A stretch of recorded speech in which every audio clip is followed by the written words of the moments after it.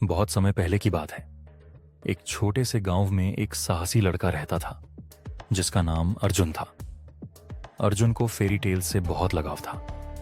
वह हमेशा नई फेरी टेल्स और रोमांचक यात्राओं के सपने देखा करता था।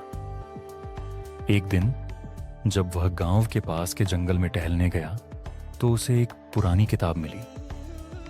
किताब पर लिखा था, जादुई वन की रहस्यमयी परी कथा, जो शायद सबसे अद्भुत फेरी टेल्स में से एक थी। किताब खोलते ही अर्जुन को एक अद्भुत दृश्य दिखाई दिया। वह खुद को एक जादुई वन में खड़ा पाया।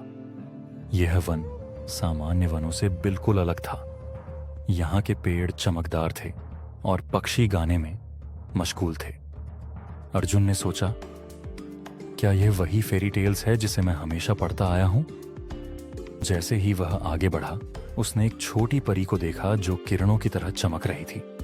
परी ने कहा, स्वागत है अर्जुन, मैं हूं तारा, इस जादुई वन की रक्षक। तुम्हें यहां तक लाने का एक कारण है। हमारे वन पर एक बड़ा संकट आया है और केवल तुम ही इसे बचा सकते हो। यह एक असली फेरी टेल्स की तरह है। अर्जुन को यह सुनकर हैरानी हुई।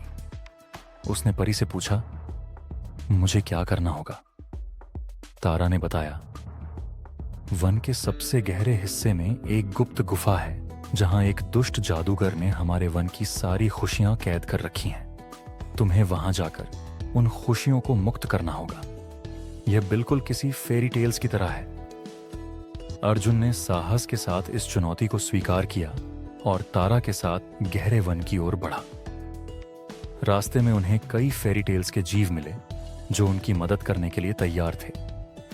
जैसे जैसे वे गुफा के पास पहुंचे, अर्जुन का दिल तेजी से धड़कने लगा। गुफा के द्वार पर एक बड़ा पत्थर था जिसे हटाना असंभव लग रहा था। यह एक परी कथा का एक और हिस्सा था। तभी तारा ने अर्जुन को एक जादुई मंत्र बताया जिसका उपयोग करके पत्थर को हटाया जा सकता था। मंत्र पढ़ते ही पत्थर अपने आप हट गया और गुफा का रास्ता खुल गया। यह बिल्कुल एक फेरी टेल्स के जादू की तरह था। अंदर पहुंचकर अर्जुन ने देखा कि वहां एक बड़ा क्रिस्टल था जिसमें वन की सारी खुशियां कैद थीं। अर्जुन ने तारा से पूछा, अब हमें क्या करना होगा? तारा ने कहा, तुम्हारे साहस और विश्वास के कारण इस क्रिस्टल को तोड़ा जा सकता है। बस तुम्हें इसे छूना होगा।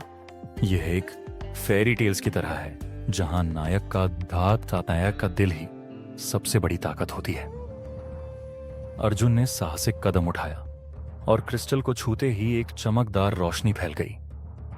अचानक वन की सारी खुशियां वापस आ गईं और दुष्ट जादूगर का जादू टूट गया। यह एक फेरी टेल्स का सुखद अंत था। अर्जुन ने तारा और अन्य जीवों के साथ मिलकर खुशियां मनाई। जब वह वापस गांव लौटने लगा तो तारा ने उसे एक जादुई पंख दिया। यह पंख तुम्हारे साहस और विश्वास का प्रतीक है, इसे कभी मत खोना, तारा ने कहा। यह पंख भी एक फेरी टेल्स का हिस्सा लग रहा था। अर्जुन ने उस पंख को संभाल कर रखा और गांव लौट आया। उसने अपनी इस अद्भुत यात्रा की कहानी सबको सुनाई और सभी ने उसे सराहा। इस प्रकार अर्जुन की जादुई वन की रहस्यमयी परी कथा एक प्रेरणा बन गई जो एक सच्ची फेरी टेल्स की तरह थी। अब अर्जुन की कहानी विलेज के लोगों के लिए एक नई फेरी टेल्स बन चुकी थी जिसे वे पीढ़ी दर पीढ़ी सुनाते रहेंगे। यह कहानी साबित करती है कि फेरी टेल्स सिर्फ किताबों में नहीं बल्कि हमारे अंदर होते हैं।